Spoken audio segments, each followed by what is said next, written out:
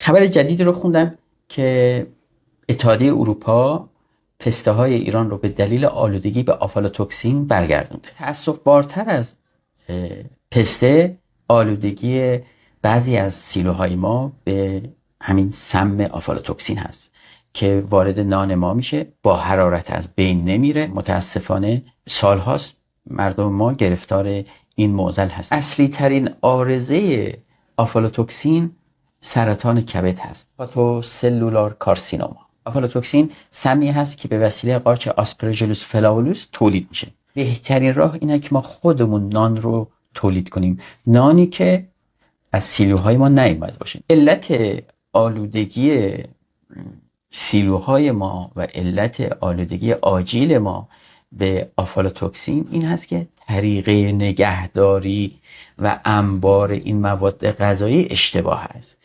و نیاز هست که به طور جدی در مورد اینها به صورت سختگیرانه بررسی بشه، استانداردها رعایت بشه. آفالاتوکسین متاسفانه هیچ درمانی نداره مگر پیشگیری.